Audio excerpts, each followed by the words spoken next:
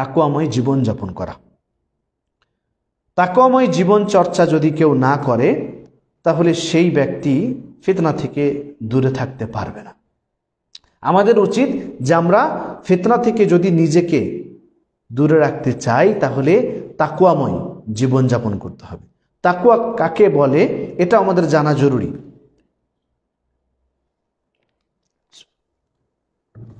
তো তাকওয়াময় জীবন যাপন করা এটা আমাদের জরুরি বিষয়। তো তাকওয়ার অর্থ কি? আমরা অনেকে ভাবি যে আল্লাহ তাআলার ভয় তো অন্তরে আছে, তাহলে আবার কি দরকার? তাকওয়া তো আছে।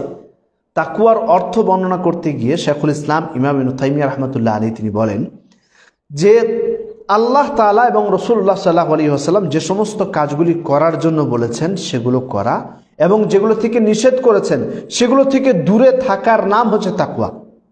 তো আপনি তো সালাত পড়েন না, আপনি তো নামাজি আদায় করেন না, আপনি তো হারাম কাজের সাথে যুক্ত, আপনি তো এখনো পর্যন্ত মদ বিড়ি সিগারেট এগুলো ছাড়তেই পারলেন না, আপনি এখনো পর্যন্ত হারাম বস্তু মিশ্রিত কিছু খাচ্ছেন, তো আপনি তো এখনো পর্যন্ত নিজে এ সমস্ত কাজের সাথে যুক্ত, হারাম কাজের সাথে যুক্ত, আর আপনি বলছেন যে আমি আল্লাহ তাআলাকে ভয় করি।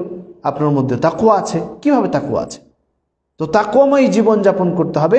যদি তাকওয়াময় জীবন যাপন না হয় তাহলে তাকে ফিতনা থেকে কেউ দূরে রাখতে পারবে না। কারণ তাকওয়া আল্লাহ তাআলার ভয় যদি কোনো ব্যক্তির অন্তরে থাকে সেই ব্যক্তি তো গুনাহ থেকে এমনি দূরে সরে যাবে। কারণ যখনই সে গুনাহের কাজে ধাবিত হবে তখনই তার অন্তরের ভয়, অন্তরের তাকওয়া, আল্লাহ তাআলার প্রতি যে বিশ্বাস রেখেছিল সেই ভয়, সেই ঈমান তাকে সেই কাজ থেকে দূরে রাখবে। সে কাজে যেতেই পারবে না। সে যখনই কোনো খারাপ কাজের দিকে ধাবিত হবে, না এটা তো খারাপ, এটা তো ভুল, এটা তো ঠিক নয়, এটা তো আল্লাহ রাসূল সাল্লাল্লাহু আলাইহি ওয়াসাল্লাম নিষেধ করেছেন, এটা তো আল্লাহ তাআলার নিষেধাজ্ঞা। আপনার সেই ভয়, সেই সিগন্যাল এই অন্তর থেকে পেয়ে যাবেন যে হ্যাঁ এটা ভুল কাজ। তাই আমাদের উচিত যে আমরা তাকওয়াময় জীবন যাপন করব, আল্লাহ তাআলা ভয় অন্তরে রাখবে এবং সমস্ত ধরনের ইবাদত যেগুলো করার জন্য বলেছেন সেগুলো করার চেষ্টা করব এবং যে সমস্ত কাজগুলি থেকে নিষেধাজ্ঞা রয়েছে শরীয়তে সেগুলো থেকে আমরা দূরে থাকব। তাহলে ইনশাআল্লাহ আমরা ফিতনা থেকে বাঁচতে পারবো। এভাবেই ভালো কাজে আত্মনিয়োগ হওয়া, ভালো কাজে আমাদেরকে আত্মনিয়োগ, নিজেকে সবসময় ভালো কাজের সাথে জড়িত রাখার চেষ্টা করতে হবে। যত বেশি আপনি ভালো কাজের সাথে জড়িত রাখবেন ইনশাআল্লাহ, আপনারা আগেই শুনলেন প্রশ্নের উত্তরে যে আপনার ঈমান বাড়বে, আর ঈমান বাড়লে আপনি যে কোনো ধরনের ফিতনা থেকে ইনশাআল্লাহ রক্ষা পাবেন। তারপরে ফিতনা থেকে আশ্রয়ের জন্য আল্লাহ তাআলার কাছে দোয়া করতে হবে।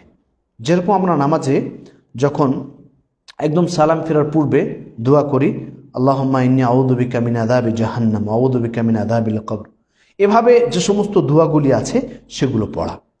এবং যদি আপনার আরবিতে দোয়া মুখস্থ না থাকে তাহলে আপনি বাংলা ভাষায় আল্লাহ তাআলার কাছে যে কোনো ফিতনার মধ্যে আপনি পড়ে গেছেন সেই ফিতনা থেকে দূরে থাকার জন্য দোয়া করতে হবে, আশ্রয় চাইতে হবে।